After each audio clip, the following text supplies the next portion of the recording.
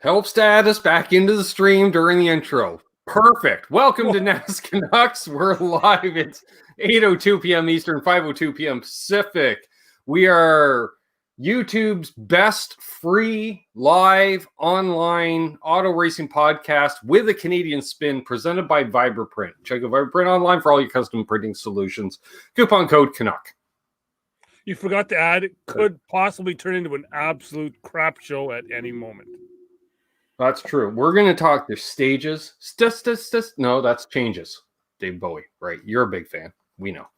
All right. So getting right into it, we got multiple series, including new series popping up. We'll get it out of the way because we can do it in about four and a half minutes. IndyCar doubleheader on Belle Isle, aka the Detroit Grand Prix.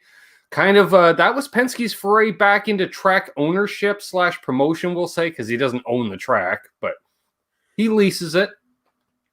Anywho's, excuse me. The first race, pretty damn good. Actually, bad. Two red flags. Bad wreck by Felix. Oh, dang it. What's his name? But Felix went through the tires into the and then hit the cement barrier. Felix. Dang it, I knew it. Wasn't that Roman? Or was that race 2? No, that was race 2. Okay. More on him later. But Colton Herta put on a hell of a race. He was trying to get up in there. Ooh, Karma took a big chunk out of Will Power's ass. He was dominating that race. And then they have that second red flag and park the cars. And his won't fire. How? Oh, swift kick right there, right between the legs. Unfortunately, he ended up retiring from the race. And we had two Canadians in the field. They didn't do a whole lot. You know, they talked to Hinch during one of the red flags, but good interview. That was about as competitive as he was all weekend. Jimmy Johnson had some issues. Went behind the wall. They tweaked on the car. It's happened a few times. I don't know if he touched anything or just wasn't handling right, but then he used it as a test session, and his lap times were coming down throughout the day. I should remember Felix's. I want to say it's not Felix Trinidad because that was one of those guys. I just got to hear the Will Power stuff just kind of through Twitter. Jenna Fryer on Twitter, just because he went off on. Did he go off on IndyCar or did he go off on his boss? Same thing. Okay. About was it about them not getting to him soon enough? Yeah. Yeah. Well, he thinks that when they restart, they shouldn't just bring the restart machine. They should bring the whole pit card, apparently, because guys don't normally carry ECUs on them. Well, you never know. And that was due mainly to the heat. Like that car sitting in the sun. Heat was a theme throughout most of the weekend. Jeremy Smith is bringing Jimmy. I can't help but wonder if he retired a year too soon, given the success of HMS. 3 years too late. I'd say about right. Should have just hung it up when Chad lost the laptop. I knew you were going there. That's all I can say. Unfortunately, due to the two red flags, we're coming up on the anniversary. We are. More on that later. June 17th, 2017. Unfortunately, due to the two red flags, the race went long on time. And a guy who hasn't won a race in the better part of 20 years, regardless of what series he competed in, this guy's competing in a lot of series. He is a top-notch driver. Just didn't have the results. Marcus Ericsson with the win. But because it went so long, we didn't get to see any victory lane celebration or interview or anything, and I'm sure he was stoked. Basically, he won, and then they went off to Olympic diving because we need to see Olympic trial. So it's TSN NASCAR style. Yeah, pretty much. Jeremy thinks they'd be going for 8. I don't know. Chase Elliott won the title last year with competitive equipment, and Jimmy was not competitive. And everything else to bring it to back my theory up. I don't have them with me. There we go. So that gets us into race 2 of the Indy weekend. where Willpower, he got her fired up. But again, NBC doing quality TSN tribute, Doug, for the fact that I got to watch the French Open for an hour and then join the race in progress on about lap 25. Fortunately, Newgarden was just the whole race. He had led every lap. Touching base to then go back to the French Open for the trophy presentation, to then go back to the IndyCar race around lap 30. Because, you know, it's a 70-lap race. We don't need to see the first half. Mm-hmm. To which, yeah, one of the highlights of the race, the fireman himself, Romain Grosjean, has an issue. Car stops on track. Left front brake assembly immediately catches on fire. So what does he do? I thought at first he was scared because the way he was getting out in such a hurry. Oh, yeah. You know, and I get it. Like, if anyone's going to be scared, he's allowed to be scared. Yeah. But no! He runs over to the little opening in the wall and he goes, "Hey, you, Bubbaloo with the flag. You happen to have a fire extinguisher back there?" And his buddy's like, "Yeah, I got one." He goes, "Here, take it." And then the track workers show up and they're all like, "Oh, we got it," because we know they love to shoot off fire extinguishers, Doug. Yeah. That is the highlight of their fucking year, is shooting off a fire extinguisher on national TV. Yep. And they're pushing him out of the way. He's like, "No, I got this. Don't worry about it. You guys are late. Yeah. You know, you snooze, you lose." Roman, my man. But in a little bit good, interesting pit strategies. Unfortunately, the dominant car, Newgard, he blamed everything but himself for the lack of finish. But everyone else, those option tires were falling off like a son of a gun. And well, he's like, "Oh, we had the dominant car all day." Yeah, because you didn't run any red sidewalls. You were running the primary the whole race. That's why you were dominant. And then we had actually Felix's teammate, whose name's escaping me as well, win the race. And he played it off. He goes, "Well, you know, I was talking to Felix last night while he was in the hospital. I told him I was going to win the race. And I'm a man of my word." No, it's all Chad's laptop. And I've got take over the show. I will go and I'll get the facts out. Okay. Jimmy Johnson being an absolute shit show. So yeah, I can't remember the guy's name, but wasn't it Award? Was it Award? Patty Award? Maybe. You know, I didn't get to see the race, so. Oh, yeah, but it was a good race overall. Anywho's, moving on simulcast Saturday. I can start into the trucks because, well, here's what you need to know. John Hunter Nemechek. Anything to add, Doug? Sheldon Creed at the start. Yeah, he didn't last too long. Try again to wreck the truck. He did the second time. Yep. Stuart Friesen managed to wreck a truck. Yeah, so basically domination by the 4 truck for the most part. And then so John Hunter Nemechek comes with his 4th win of the year, I believe, Doug? Yeah, because he was the only guy with 3, and now he's got 4. And who finished second, Doug? Well, can you hear the fans? Fans aren't complaining. No. Because Chase Elliott finished second. Yeah. Ross Chastain finished 3rd. Cheated up truck. Back of the bus there, big guy. Well, he's a cheated up driver anyways. More on him later. I think he's still bucking for that Penske ride, Doug, the way he's been driving. Yes, I think so. Yeah. And yeah. Is Chad great? You're damn right. I don't know. He's the most cheatingest crew chief in NASCAR history.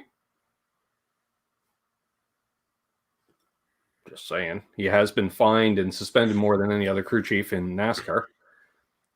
That's pushing the envelope? I don't know.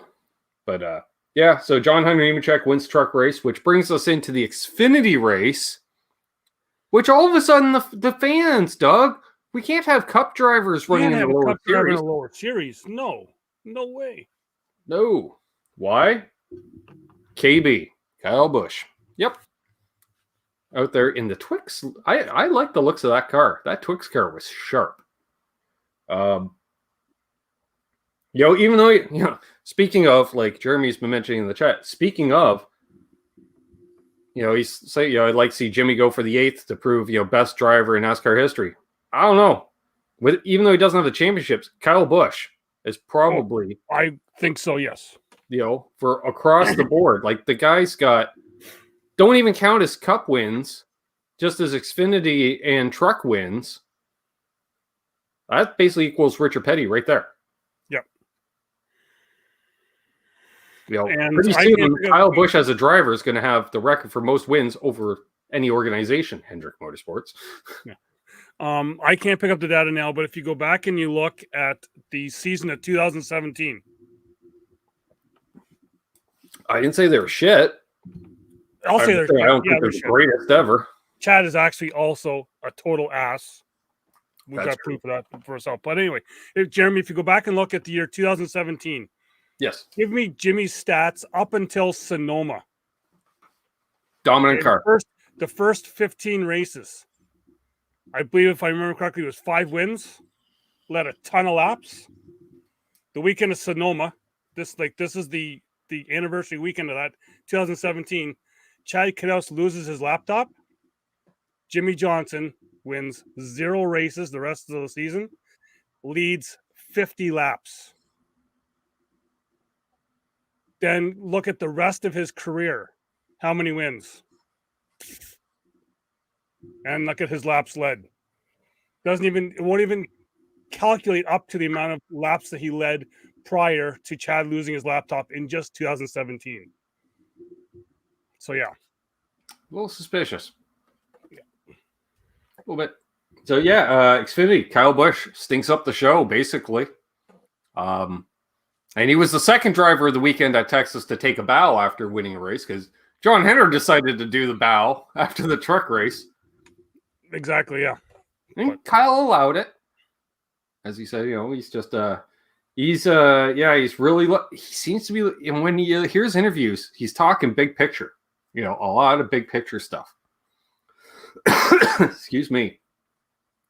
Data is so important, Jeremy, that Chad didn't have it backed up on any Hendrick server or other computer, or even a flash drive. The laptop that never usually left his possession, we've seen him walking around with it, Doug. Yes, we have. Arrives at the track, parks his own car, walks across the paddock with the laptop. Mm-hmm. Everything else is there from the team. Anyway. So that brings us into Saturday night, and the 2 years in the making. Yes. A new series, Bet Tom. I don't know if he saw the race or not, but we had at probably the oldest racetrack continuously in existence in North America, Doug. I'm not even, not even going to spin it any way you want it. The data shows that he was absolutely shit after they lost the laptop. Tell me you can drop off from winning 30% of the races, 5 of 15 races, and then win 0 and only lead 50 laps after that. Come on, dude. Give your head a shake. Anyway, back to Saturday night. Yeah, SRX. I was wondering, I threw it out there last week, with a bunch of legends and Hailie Deegan. I think we see how Hailie Deegan's going to fit in the picture. She's going to be one of those ringers, I think, during a race. I'm guessing so. Or what? But we had 15 legends. We'll say, no. In all fairness, 14 legends, a young road racer who's apparently won a ton of crap that we've never heard of. So he's getting an opportunity to get his name out there. Oh, that Doug Kobe. No, not Doug Kobe. The road racer. Oh, yeah. Okay. That Francis Jr. Yeah. He's 23 years old and he's got 7 championships under his belt already. Yeah. And then, of course, Doug Kobe, they kept saying, local racer. Ellen Best was like, how about local legend? The guy's led 10,000, or he's put in 10,000 plus laps at Stafford alone. I laughed that championships. He's going for a NASCAR modified championship, and listening to people call in the radio, like NASCAR radio, like the last couple days, and they're like, this race for him is really going to put him on the map. He's really, people will really get to know him now. He's won like 6 or 7 modified championships, and right now he gave up second in the points. He was 5 points behind the leader. Right.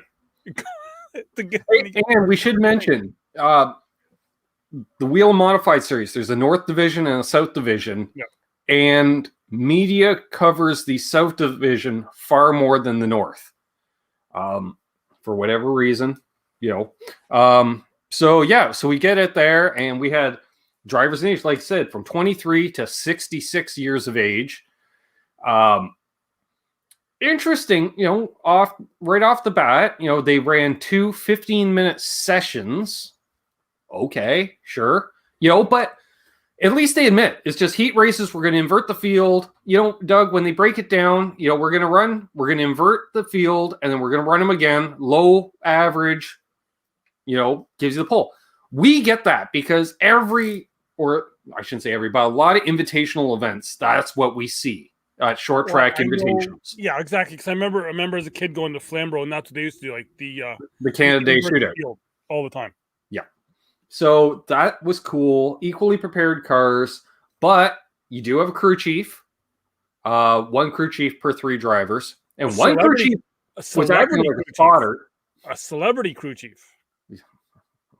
Each car has a car chief, but then you have a celebrity crew chief. Right. Which was 3 celebrity crew chiefs and 1 local guy who knew the track in and out. And I just assume have that guy working on my car, Doug. I'm just saying.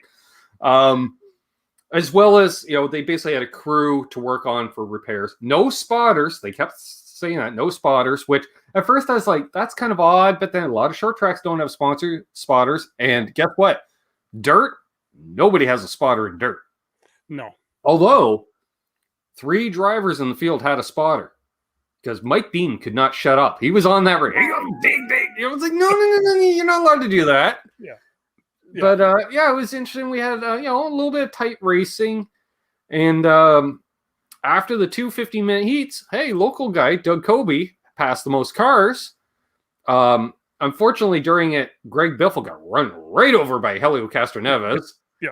And they said, hey, we're putting on a show. Let's just give him a backup car. We got 4 backup cars. Yeah.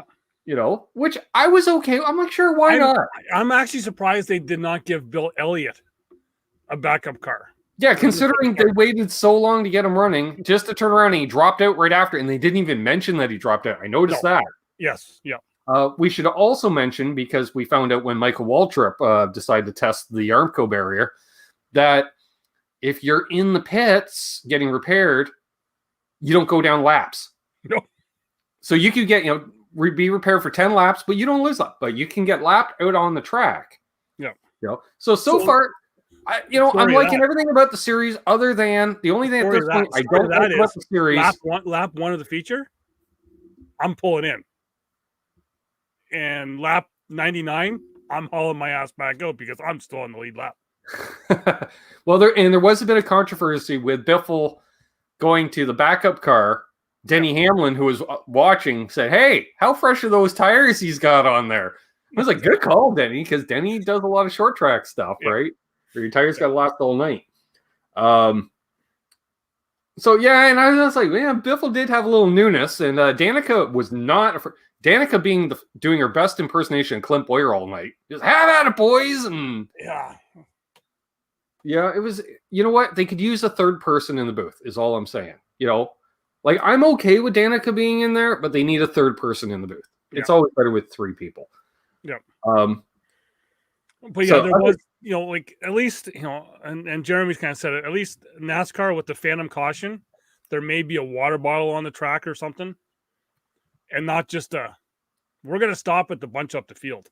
Yeah. I was going to say, so up until the feature, the only thing I didn't like about the SRX was that god-awful pace car.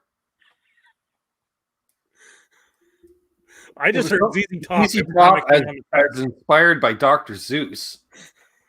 Okay, whatever. That was abomination. Jeez Louise. All right. Anywho's, so we get into the feature, and Biffle, he was looking pretty good early because he had the slightly fresher tires. But the local guy just putting on a show, showing why he's local legend. And wow, just wow. And we're gonna say that for fun's sake, caution, get rid of that. I do not like that stuff at all. But other than that, it was a good show, good competitive racing. There was a bit of rubbing. It wasn't a complete exhibition by any means, that's for sure. No. And it proves that those cars, they can be beat up and still drive. Michael Waltrip proved that. Yeah. Although Danica was saying, I'm not sure, he must have had damage after he got hit that first time, and after he hit that barrier. You could see the ass end of the car was like there was two pieces. Yeah. And she's like, well, I don't know what happened there. Well, yeah. Oh, and I should mention they were also running on bias ply tires, which I thought was interesting. Mm-hmm. And fortunately, with these legends, Doug, pretty much all of them have run a bias ply tire at some point in their life. Yeah. Except I don't know about Helio. I'm not sure about that Eric Francis Jr. Yeah, due to age. Guaranteed, yeah, all the older guys, and even Tony Kanaan, because it seems to me Tony Kanaan did a prelude or two. Actually, yes, he did. So therefore, bias ply, because you don't run radials. Speaking of the prelude, I'm surprised that Ron Cripps. Is it Ron Cripps? I was surprised there wasn't any. Wasn't the guy from drag racing? A couple of he used to legends. do the Napa car for the drag racers. The funny car. Ron Capps. Capps, that's it, Ron Capps. Yeah. Basically, he wasn't in it because he always did the Prelude to the Dream at Eldora. Yep.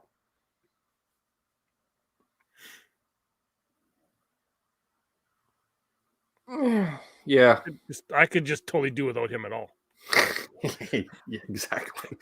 We have our issues with him, Jeremy. Yeah. When he says he's 1/16th Canadian, we're quick to point out, no, you're not. So yeah, other than that, yes, right. Local guy wins it. How about the show he put on afterwards? How not to get out of a car? I gave him like a. Oh, I thought he broke his ass when he fell out. I was like, I'm gonna give him a 2 on the Carl Edwards flip coming out. Yeah, well, he got about a 2 out of 10 on rotation. I think he just, honestly, I think the flag was there and he just slipped on the flag. But yeah, still, exactly. And it was interesting. And I did enjoy the race. I'm looking forward to Knoxville. I was hoping, and I did like how Kobe threw the gauntlet down to the other short track, the other local guys throughout the series. He's like, I'm looking at you, and you. I was hoping for Knoxville, they're going to pull out like Danny Lazowski or Sammy Swindell, some of these guys. What they haven't mentioned was points. Like, are they doing a series points thing? Like, what's going on there? So then, is it Knoxville or Eldora that Scott Blomqvist is going to be the local legend guy? I would imagine that will be Eldora. That's what I was thinking too. Yeah, because Knoxville's known more for open wheel, whereas Eldora is known for its late model stuff. Mm-hmm. So this coming Saturday, they're going to Knoxville. Can't wait. One of my favorite tracks. Be interesting. I bet you they're going to end up running single file on restarts. Just saying. Probably.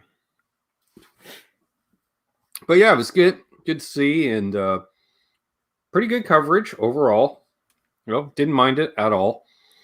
And, I wish them luck. I hope they build out a few more cars, because if the racers know that Ray has 30 of these chassis back at the shop, someone's writing off a chassis. Oh, yeah. My only other pet peeve with it was the paint schemes all being the same except for the X being a different color. Yeah. I would have rather reversed it. And the number being the small little on the back wing. Yeah. I dig the different primary sponsors, we'll call it, because that's a good way to show off all the sponsors that are involved. Yep. But yeah, like the primer gray with the brake, just reverse it. Gray or even black X, and then the rest of the car, or just wrap them. Yeah. Because I'm not digging the gray primer. I'll tell you that much. Or even the gray primer with like a bigger number on the side. Yeah. And let us know what these numbers signify, because they all represent something. What's Biffles represent? I'm thinking NASCAR wins. Because I was thinking he probably has about 69 NASCAR wins. Because I think from reading on Twitter, he got a lot of fans because of his number. I bet. Well, there we are. Yeah. Didn't know he was running a quarry these days. Neither did I. Yeah. Well, I know he's got several business interests, so he's not just I got a farm, or like Ward Burton. I bought some woods and I live in the woods. Speaking of that, have you listened to the Dale Jr. download this week? I caught some of the Ward Burton stuff. And he was funny. He was funny. Well, the fact that he called up Jeff to get their stories straight before he went on too. Well, yeah, and it was the one he was talking about where, he was like, that he would have. Was it the 2001 500, where he said that if he could have got, I forget if he could have got around, but if he could have got around this whoever it was, he said I think I would have had something for you and Michael, because I was pretty cheated up. And then he was like, oh, what the hell? And then he kind of said, and what they did was they welded two floorboards together in the car, because you wouldn't be able to tell unless I went upside down. But yeah. As long as you don't plan on going upside down, you're all right. Yeah. So, yeah. So that brings us into Sunday. We already covered the Indy. So the All-Star race, we had the opens. Apparently it's 3. Well, 2. No, it was 3 open segments now. There's always been 3 segments. It used to be 1. Well, 1, yeah. Then it was 2. And now it's 3. You watched one live where there was 3 segments. I don't know. You may not remember, but anyway. Yeah. And at least they said during the broadcast, we're doing some of this aggregate similar to SRX, like low point average, which made it better than just a bunch of exhibition heats, which, again, we were talking off air. The open segments, it reminded me of their SRX. You start on the pole, you win. Oh, yeah. I think there was only the one pass for the lead, and that was Chastain on Reddick. Yeah. For the first stage, but I think, and then that was it.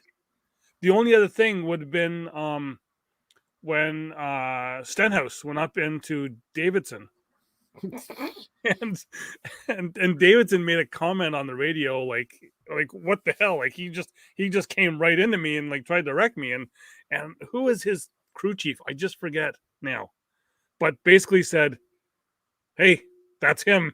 Yeah, I thought that was a spotter.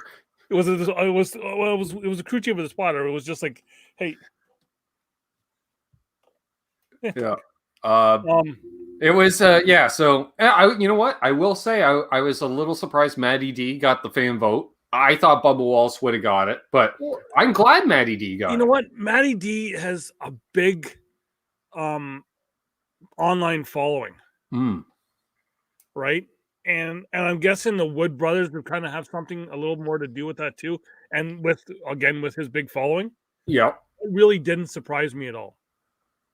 Yep. So Matty D got in, and then we started, 6 segments. Now, I will say the coolest ever start to a race when you got the Red Rocker himself, Sammy Hagar, just wrapping up the song, and they dropped the green. Yeah. Like, dude, that was timed almost as good as a flyover, because really, Sammy just said a couple of sentences because you could tell they were in the middle of 3 and 4 as he wrapped the song. He kept looking down.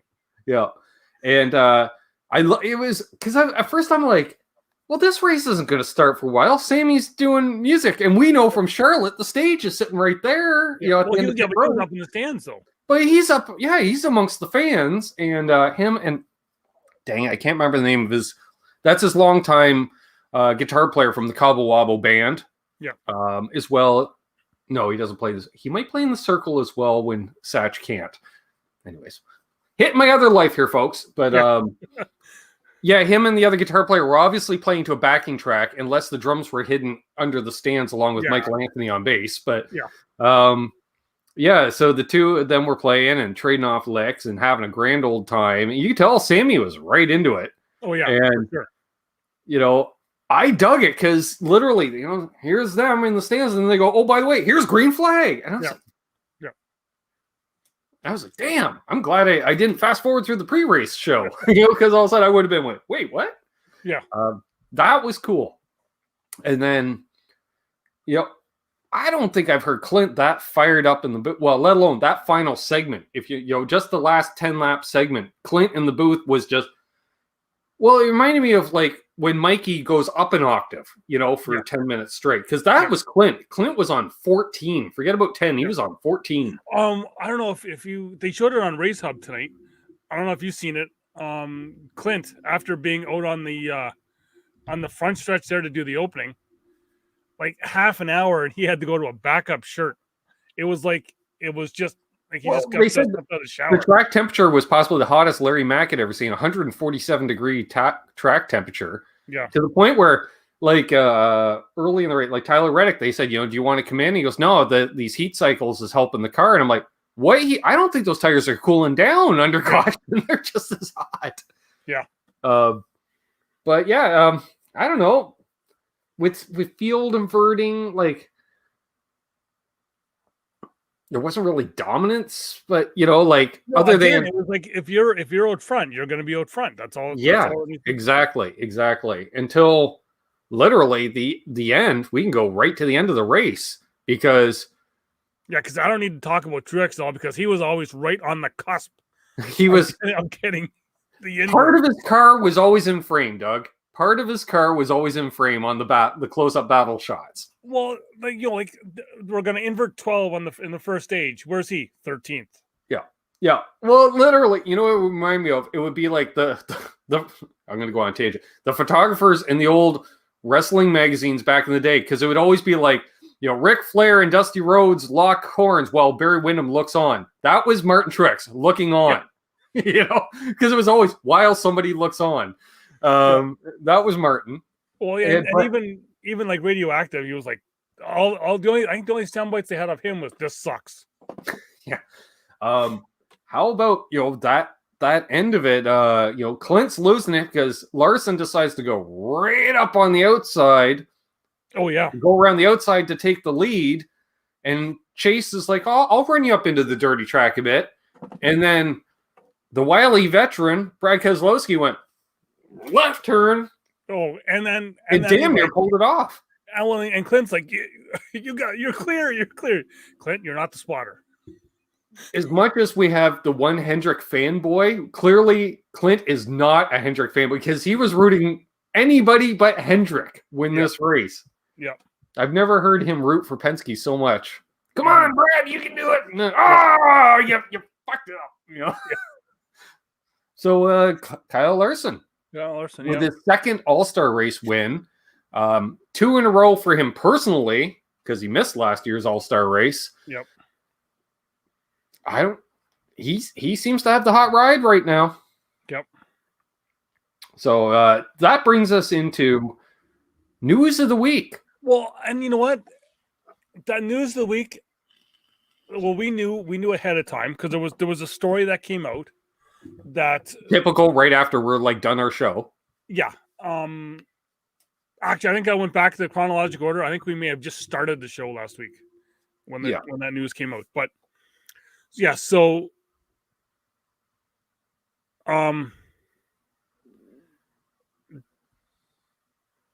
what we've talked about on the show here before. I'm trying to think the words there. Well, we've been pretty transparent, more than Jeff Gordon's been transparent as to where his paychecks come from. Yes. Yeah. But so now he's looking at taking on a larger role at Hendrick Motorsports, which would mean he'd be he's thinking of leaving the booth at Fox. I'm going to say that is probably a done deal. Yep. If you go back and listen to the end of the race with Mike Joy. Yep. Because there's our Rookie of the Year commentator. Yep. And the best analyst we have ever had. Not have. Had. Past tense. I disagree on that because Larry Mack in the booth was pretty fucking good. Okay, well, yeah, but I'm saying, yeah. To quote Mike Joy, yes, had past tense.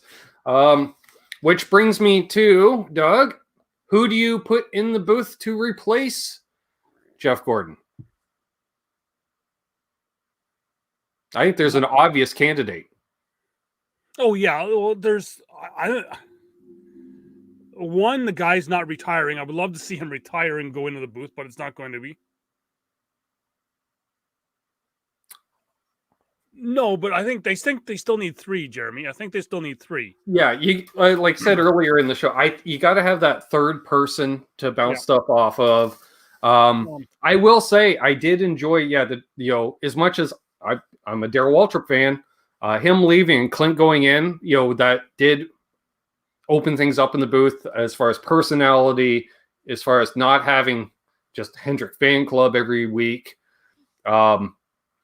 Because Clint didn't take Jeff's shit. You could tell a few times. He's, I'll get you, and he dug into him with the burns. But I'm going to say my pick. We've talked about this before, and I think yours is a good pick. Kurt Busch. Okay, you went somewhere else than I thought you were going to go. Because when we talked because that's what I was talking about. Is if he's not going to retire, but if he did retire, it would be Kurt Busch. Well, Kurt Busch said he's retiring. No, he's not. Oh, he's not? That was a rumor. Oh. All right. Well, if he retires, the rumor now is that he could be going into the 23 XI second car. Oh, I was going to say into the 23. That was a short-lived experiment. No, but no, I know we had talked before about Jamie Mack being in the booth. Yeah, I don't want Jamie Mack in the booth. I don't like Jamie Mack in the booth. Oh, I know. He's annoying in the booth. Yeah. My vote is, and because I like Kurt Busch in the booth. You know what? There was that truck race last year that both Kurt and Kyle in the booth were like, Adam Alexander, go take a seat. Yep. Because these guys, because there was some stuff that happened in that race that, like, instantaneously, Kyle would be like, that happened. Well, let's see the replay. That happened. Like he's watching from upstairs in the broadcast booth, and he can tell what happened. And Kurt's the same way. They're both like very sharp on that. Amazing. Yeah. If they were hockey players, they would have great vision on the ice. Yes. There you go. So that's my vote. Okay. So if he's not retiring, who is your choice of available ex-drivers? Because I assume it's going to be an ex-driver. What about Bobby Labonte? I like it. Because he's with Fox now. And he's a series champion. Yep. I dig it. Let me think. Who did Bobby run for? Gibbs, obviously, for a long time. Did he run for Furniture Row? No. There is one retired crew chief I think would be great in the booth because he would be like Clint and not give a crap at what he says. But then he would have to get off Twitter during the race to do it. Okay, who'd that be? That would be Mr. Pern. Oh, yeah. I think that'd be awesome in the booth. Yep. Actually, Cole would be great to take over for Larry Mack if and when Larry wants to retire. Yep. Other than the fact they'd have to get him into a suit, and he's like, "Screw that! I'm wearing a t-shirt." That's what's keeping him out of the booth. He refused the noose. Refused the noose. Yes. So, and the other news, there was a couple small sponsor announcements for some Xfinity and truck teams I saw. Yeah. But it's just like, oh, we got the sponsor for this one race, right? Okay. So why don't we look ahead? We've got NBC taking over for 2 of the top series. NBC they don't want anything to do with the trucks. That's all Fox. They're like, you can keep that. Don't worry about it. To which, actually, wasn't it NBC that started this whole Cup drivers calling Xfinity races deal? I want to say yes. And then Fox just kind of took it over this year. Yeah, and I can't remember, but yeah. But so yeah, NBC takes over, and we are returning to Nashville. Yes. And who was the last Xfinity winner at Nashville? Reed Sorensen. Drove the 2 car. AC Delco. Clint Boyer. That'd be correct. And they are bringing back the guitar trophy. Good. Kyle Unfortunately, Busch it won't be painted by Sam Bass. No, Kyle Busch will be running the truck race. Hopefully, he doesn't smash the guitar. Yeah, people have already been telling him, don't smash the guitar. John Hunter Nemechek will be. You know what I always say? Go for it. Car. Because, based on my other life, I know for a fact those are factory seconds quite often used. Well, and confirmed by a guitar playing painter that painted said trophies in the past. Because I remember that was for that. We got it right from the horse's mouth there. How playable were those guitars? And he just kind of smirked and went, "Yep, okay." Yeah. Which would make sense. Like, you got a guitar and it's unplayable after you built it. You might as well turn it into a trophy. Yep. Otherwise, it's just a guitar-shaped object anyways. Mm-hmm. So, yeah, I dig that. I'm curious to see. Actually, I like that little preview. They did the preview during the Indy race, I think it was, with Brad Paisley. I don't know if you saw that. I didn't see it, no. So he does a... well, he's doing a little thing. NASCAR returning to Nashville. This is great. And it's like, and it shows some street performer playing. Yeah. And then all of a sudden you hear a race car rev up and Dale Jr. is leaning against the race car. He's like, that's music to my ears. And he's like, what? It brings tears? Something. I was like, all right, sure. And it's like a star-studded lineup for the whole, like, pre-race stuff. Good. Yeah. Good.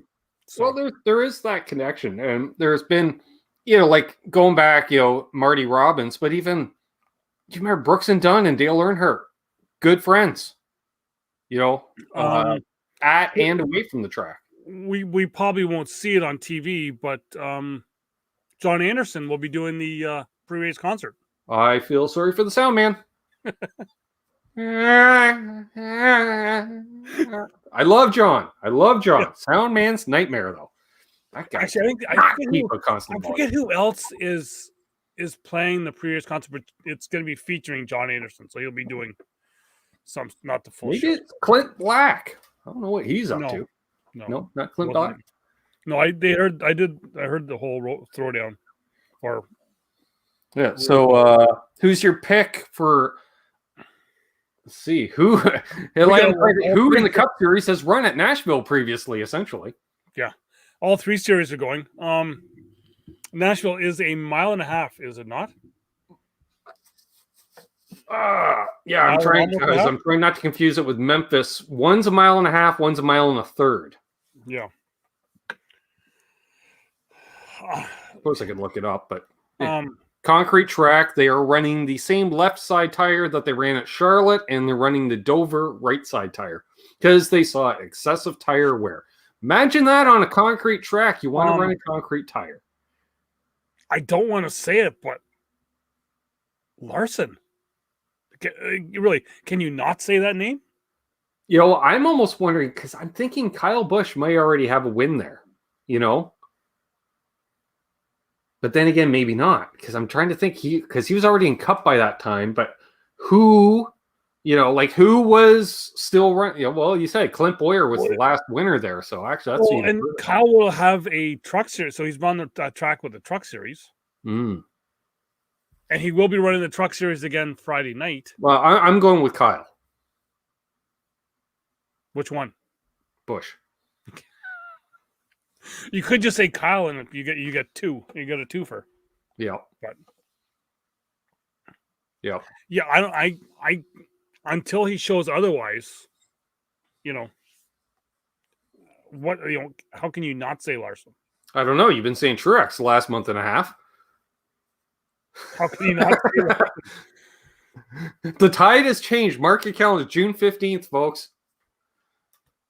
If he does win, I've got a Larson hat upstairs. I will wear it. Nice. I do not. But very well could be. Very well could. I'm trying to think. Because usually it's Dover right now. Like they're NBC starts on a concrete track. They just happen to move it southwest. But yeah, interesting. So my other thing for you and IndyCar is running at Road America this coming weekend too. All on NBCSN, which doesn't help anybody in the Canadian-based racing show. Yeah. Question for you though is, now that we are, we're well over halfway through. How are you feeling in the 4 camp with Harvick? I've been expecting a retirement announcement for about a month and a half. Because I don't think he's going to do the whole farewell tour thing. Well, okay, then. What about him in the booth? I'm okay with that.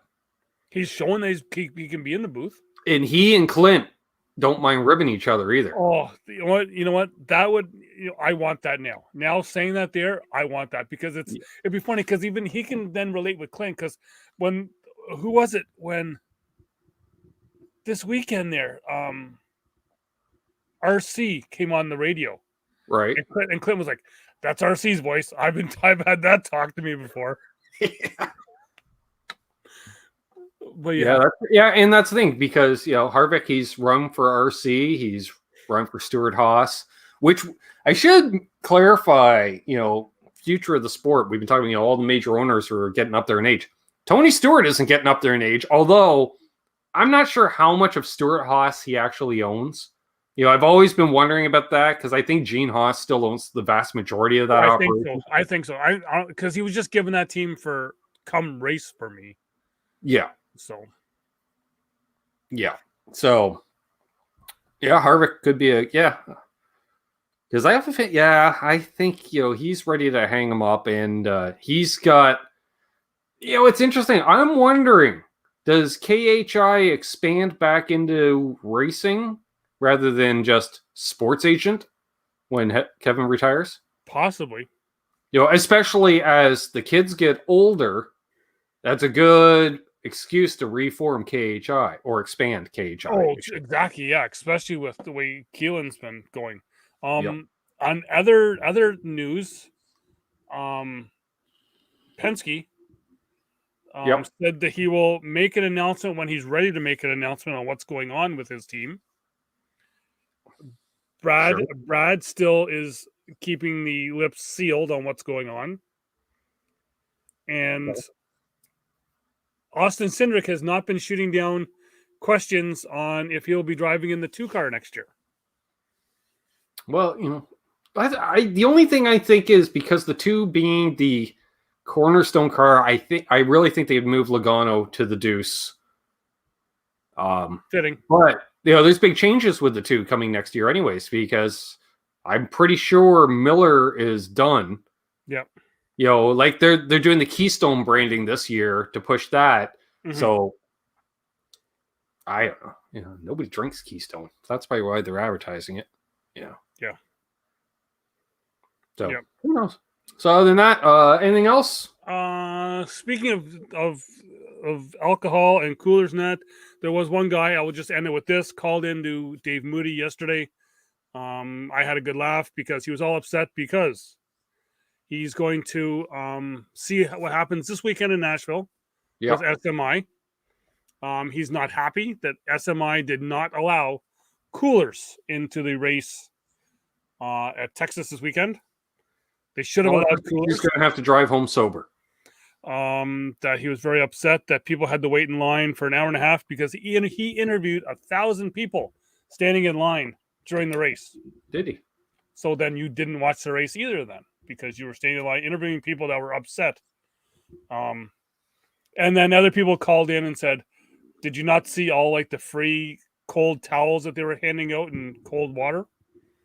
But yeah, so he's going to see what happens at Nashville this weekend. If they do not allow coolers, then SMI will feel his wrath. Ooh. Sure. All right. Well, on that note, I think we covered a lot this week. So it's going to be the Kyle and Kyle show predictions for next weekend. And yep. I predict the 482 is going to run somebody over during the Cup race, and the 9 is going to run someone over in the Xfinity race. Yeah, probably. Yep. All right. Other than that, Road America, I'm going to say Scott Dixon, the Wiley veteran, will win it. He's due. He didn't do too well this weekend. Yeah, like I said, I try to watch the Indy stuff, but I don't get a chance to all the time, so yeah, I'm out of that loop. There we are. That's it. Much like I will be this weekend, so there probably unless Ben has a guest host. Oh yeah, no show next week unless I find a co-host. Because I'll be up north without any kind of Wi-Fi signal, any kind of signal at all. Yeah, so you can't even do a remote like on your phone. Yeah, no. I can do a Brad Paisley. I'm out on the lake. Lake Norman? Lake Nipissing. There's an N. There's an N. There we are. So on behalf of Doug, I'm Ben. Have a great night and keep it high, wide, and handsome. See you, Marcus.